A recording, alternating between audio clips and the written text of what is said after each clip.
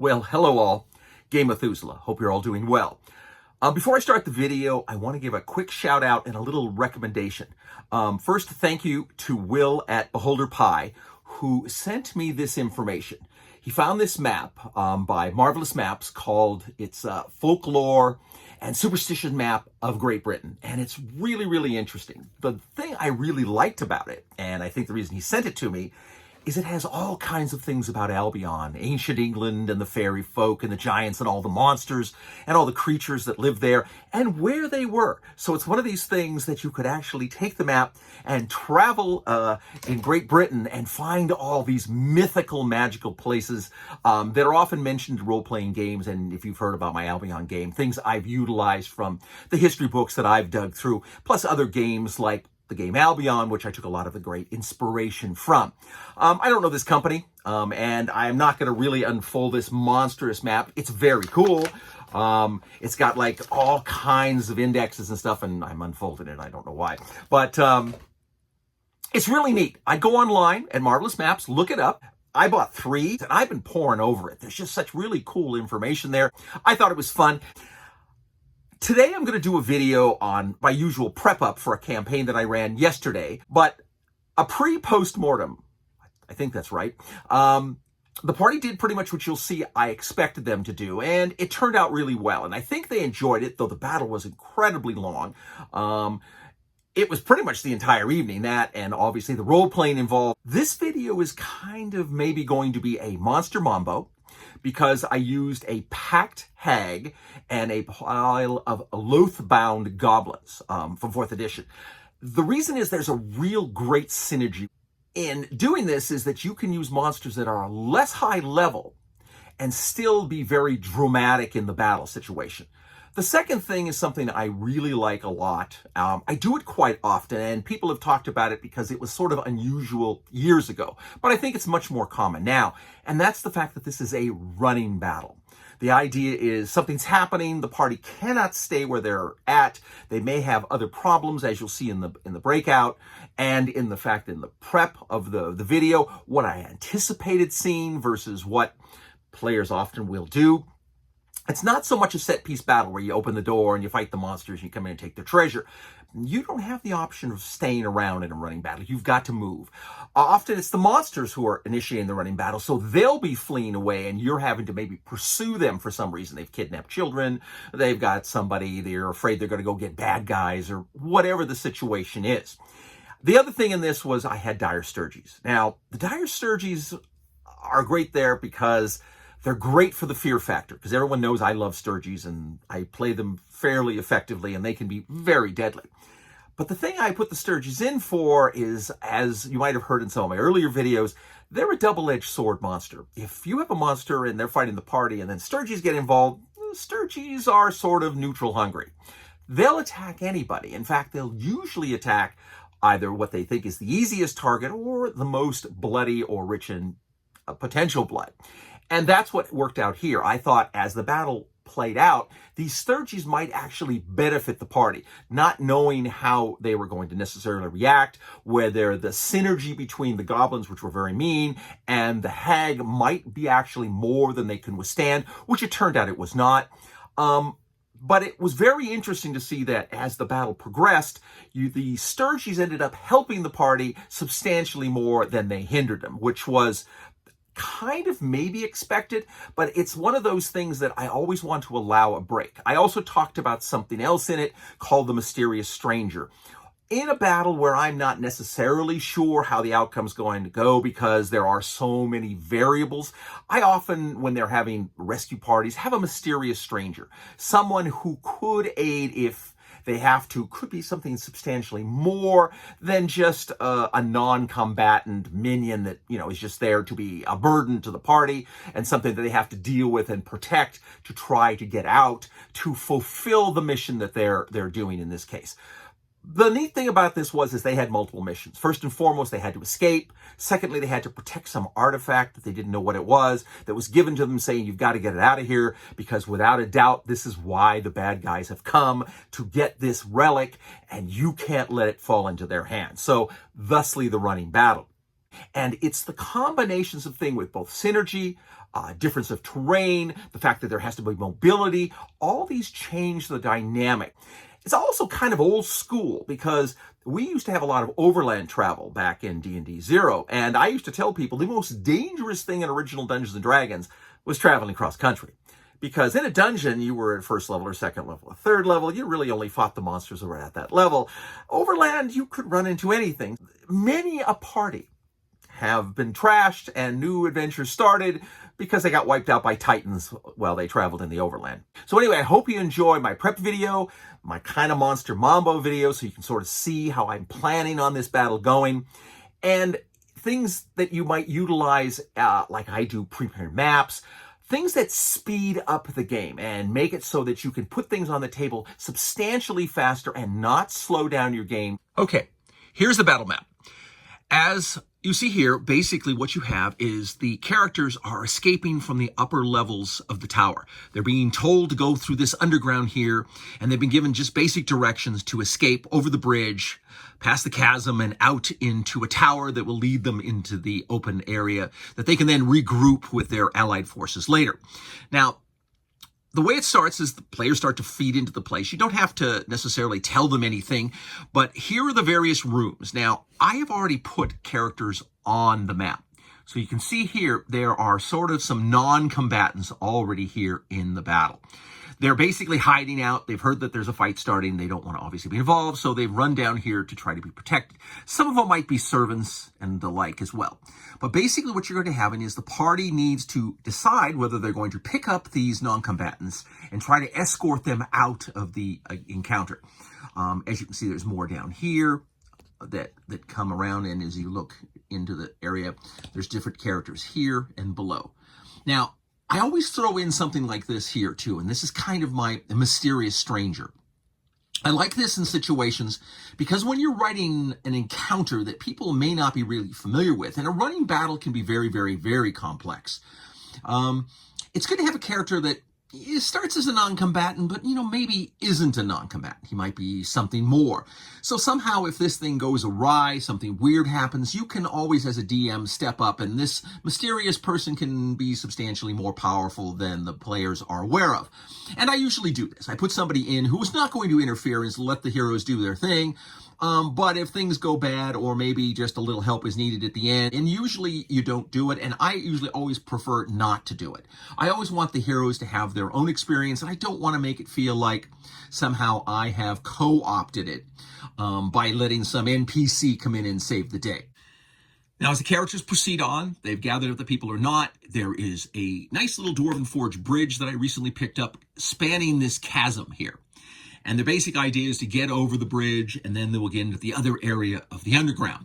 Now, you can do things to update, to increase the lethality or the danger in this. I mean, this bridge here could have, sort of a trap in the middle that maybe wants to dump you into the chasm. I would tend to avoid it.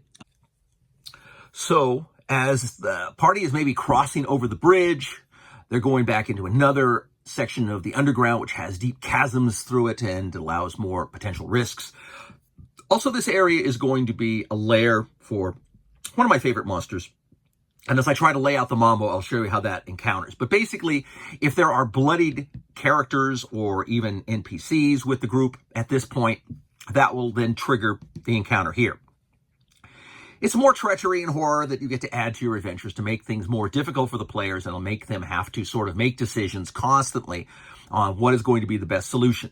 They then proceed through. There's a little bit more underground over here, which has a basement, which the basement leads into a multi-level tower. And I don't really plan to have anything in the tower, but you could. There could be more things in the tower. There could be, monsters ransacking. There could be a magical duel. So this is the basic lay of the map. Watch this unfold and get some ideas to how to incorporate things like this into your own campaigns. The first part of the Mambo, obviously, as they enter into the underground, is to just take a quick stock of what's going on. They hear voices and screams and conversation with people who are trying to hide from the enemy that's attacking, and they're scared. And people are looking for assistance and ways to find a way to escape, and they don't really know what the characters know, that there is a way out. So the thing that happens then, theoretically, and again, we're not sure because, of course, we never know what the players are going to do, is they're going to move along. Now, they may study, they may look for other things. Most of these rooms are going to be empty. I might add storage, like barrels and boxes and things to it, and just basic stuff. And they can look through it. And, you know, there's a nice thing to do in this, too. If they want to really spend the time in search, it's almost worth giving them one treasure.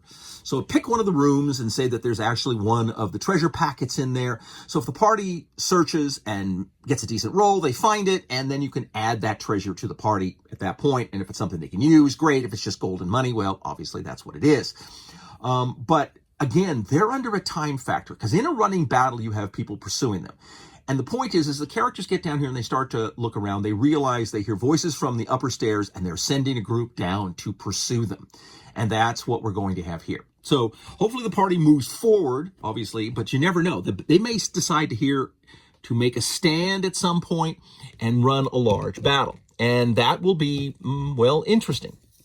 Now, I don't know what the party is going to attend. I don't know how many players are going to be here. This is kind of a fair representation of what we have in our group, though I don't know how many of them are there at night. If you guys run a large campaign like this is, where we could have anywhere between 4 and 8 or 9 player characters, you know, it can be a pretty big party. So at this point here, like I said, the party has moved forward. They theoretically are aware they're non-combatants. And this is the sort of first, I call it moral dilemma. So this is where characters are always given a choice. And the choice here, of course, is to what to do with these non-combatants. Now, in this case, they have basically a movement of 3 or a double move of 6, which means they're going to be slow. They will respond and act and follow commands based upon what the players say to them, because they're just trying to live through it, and there's nothing necessarily special about them. You could make them a little tougher and make them 2-hit minions, which means they got to hit twice. If they get hit once, they get bloodied.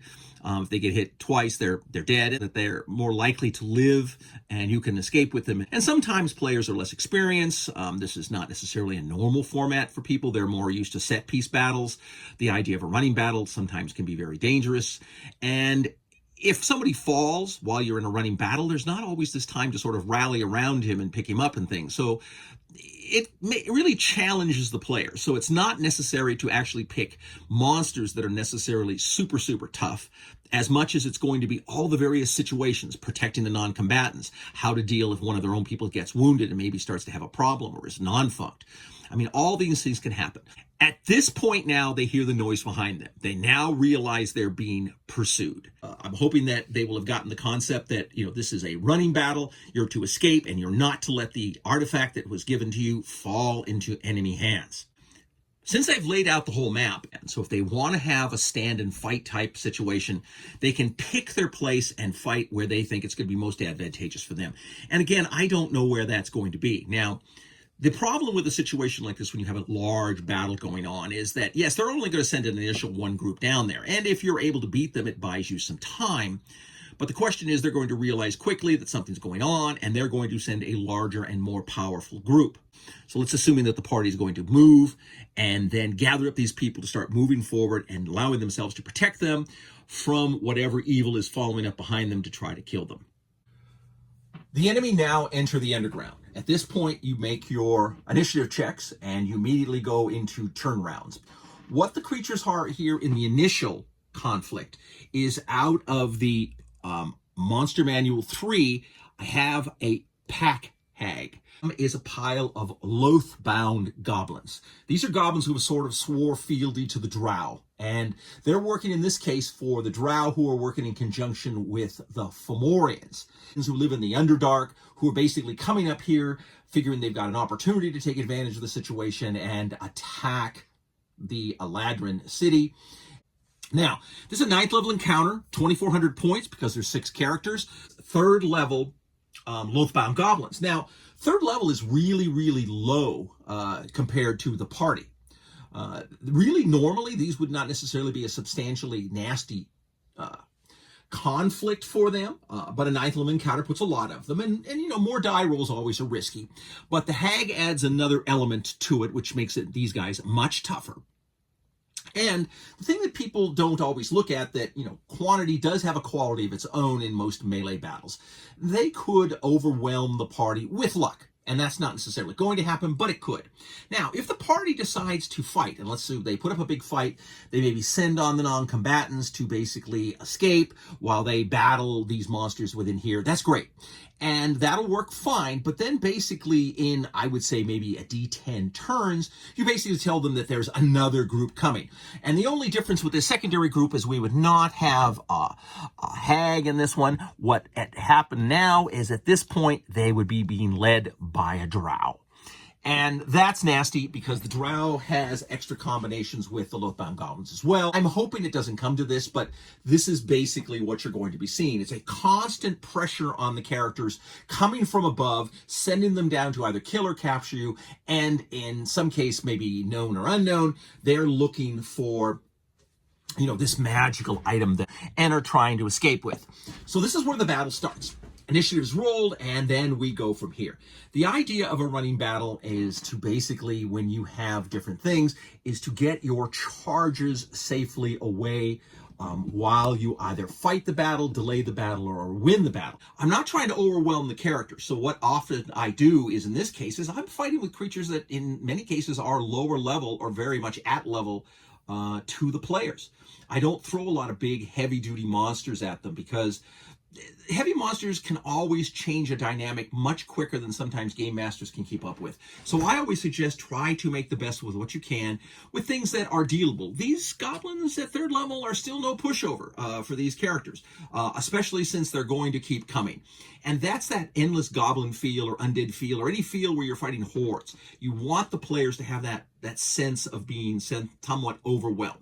So assuming what's going to happen here, there's going to be ongoing battles and skirmishes as we go. And the party will be falling back, obviously, to get across the bridge and escape. So with the assumption that the party is actually looking to protect the non-combatants, this is sort of how I anticipate the battle would come on. Here is the question. If any of these people are essentially wounded, and as more people die here and there, they're going to attract, waiting here in the lair. Okay, so now the party is advancing to get across the bridge. Nothing special. I didn't put any traps or any hideous things because I don't want people plummeting their death needlessly.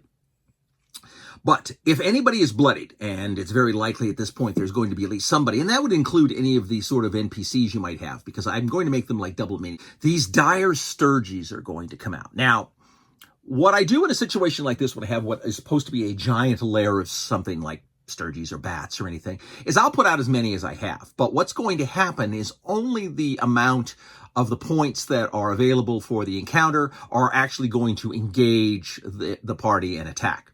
So in this case, I think I made it a level 6 encounter, so it's not particularly deadly. It's really only meant to be sort of a fearsome harassment. That's what's likely going to happen here. They're not really necessarily aligned one way or another, which is to say they don't hate the characters any more than they, hate the monsters. So what's fun to do here is if you have bloodied monsters over here that are coming up, and you have bloody characters, the monsters are going to go to try to initially go after and kill the bloody characters because they can, and that's where they're smelling the blood. But they'll actually then attack the closest character there if not able to easily reach the bloody character. But if there's bloodied monsters, they're just as likely to come over here and attack the monsters as well. That's fun to do. It always seems to please players when a certain thing happens and then suddenly you find that these monsters are kind of on both sides. Or really on neither side. So the stirges will start pouring out of their lair, and they're going to look for targets of opportunity to attack. Again, this is the thing that slows the players down, makes it more difficult. Like I said, maybe there's only 4 or 5 actual stirges that are going to be in the fight. You could add more if you want to have fun with it, and the party looks like they're getting beat up. You can always have more of the stirges kind of go over and attack the monsters because, there's more monsters. So maybe that's what they're going to do. Again, that's always up to you. And these are the judgment calls you need to make when you are running the game. Is the game as progressing? Is it exciting? Is it working? Is it playing out? Are the players frustrated? Are they understanding what their role in all this? Isn't it working well? And it should be, but you never know. There is going to be some level of skill and maybe some level of experience in gaming, and some players are just not going to get into it as much as others. So, it's always important for you to keep the flow going and then make suggestions. Remember your mission. Remember that these people are screaming and begging for their lives as they're trying to get out. They're pleading with you. They're the heroes to save us and get us out of here alive. And that should be the first and foremost objective here. But these are the two major encounters that are going to take place. Other things could happen. You never know. They could make a last stand battle. They could decide to make a big battle. They can continue to fight. It's really going to be up to the players. This could be an all-nighter. At some point, you want to let them know that there's noise behind, something in the tower, which is to say they've sent scouts around to try to find where these people might be trying to escape to. Oh, wait. Now you've got a problem because you don't want to get caught between the rock and the hard place. Hopefully the players will understand this. You should explain it and help them out. Not telling them necessarily directly, but you just might suggest that situations are getting hot. People are very frightened. You've got lots of crying children and people pleading and all that. This is a very effective gaming mechanic in almost any time you play it. And I would suggest if you like it and it sounds interesting, to add this into your games. It's always great to start a campaign sort of on the fly or start a game, with something already going on. So you have a dynamic that seems very driven for them to fulfill a mission. And then when they get out, they've escaped and they've taken this item that they've been given. So hopefully they can meet up back with the Eladrin at a later date and return the item. But you don't know how this story is going to go, and that's what makes it interesting. That nobody is quite sure. Plus, the normal greed of players are, well, let's open the box. Let's find out what's inside. And that is a story for another day. To be able to lay things out and then spend your time in quality fights, battles, role-playing, all the things that are going here. And as I pointed out, they have all kinds of decisions to make. What do they do? So if the party survives the battle and makes it to the tower and gets up to the top of the tower, they find that the upper level is a ruin. We're in the woods now. You can see this is this is my Woodland map. I really like this a lot because it's very useful. And these are just plain Dungeons and Dragons, terrain pieces. And they're really useful. They have lots and lots of these different sets. There's different maps. They made a lot of things. It makes the world much easier for DMs now and much more attractive. You don't have to draw things out in extensive detail, and they're more colorful. They look more woodland. And even if they're, flat, I have three-dimensional trees and things I can add on if I want to be more crazy. But normally in a situation when I'm actually playing, I try to streamline it so the whole event can go through in, a reasonable evening's gaming. They either make the insight test and realize this is not a good place to make a long rest, or they take a short rest. At the end of the short rest, they will hear heavy creatures rustling through the woods. They are coming in their direction, and then the party can decide whether they want to just straight flee or they want to maybe investigate and find out what it is. Fringe of their vision, some trolls. If they wish, they can wait and, of course, get into a combat with them. If not, again, you could run a skill test to see if they're able to escape the trolls. That's always interesting and fun, and 4th edition was really good with that. If they take a long rest, or again, they decide to stay, they're basically going to get something between a 6th and 8th level encounter of troll. Things start getting risky and bad. The unicorns show up. Now, we are in the Fey realms, and the elves and the Eladrin and even the characters here are not without allies. So they will chase the trolls off. And then they can come back and negotiate with the party. Maybe help them get back in touch with their people, depending on how you feel the battle went, or if you're using maybe Matt Cofield's battle system and you actually run the battle, which would be interesting and entertaining in itself. You could almost make this a miniature event. I've done this many times with my friend Don, where we'll kind of talk about the idea of let's run a board game like Albion, and then from what happens in that, we determine what the role-playing event is. Or you could run a situation where you have an army individual battle with friends, and the outcome of that can determine a lot of things. And that's fun, and it's interesting, and it obviously makes the game fresh and interesting for the DM as well, because it provides you with potential more opportunities for not just gaming, but different types of gaming. And that's really up to you.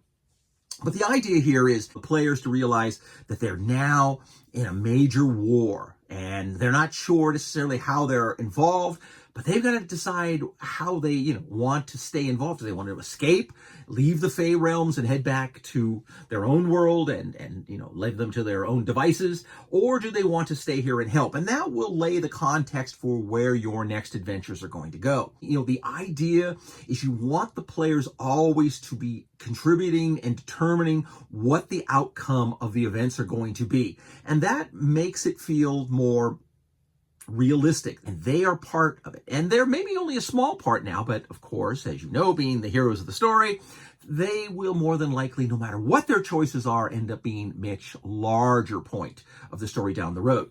Now, I hope this is helpful to you. We don't know where the characters are going to go. They may be sort of an underground militia now, working to rescue the people who may have been captured. We don't know if it's been captured. Could change where the storyline goes. So we'll look forward to that, and I will keep you up to date as it goes. But I wanted you to sort of see this again, how I prep games, the materials I use to save time, but still have a beautiful venue. The miniatures I use, which I think are all important in games. But again, that's me. So whatever works, that's great, and enjoy your game. But remember, until we have a chance to talk again, fight me, devils, fight, for I hate peace.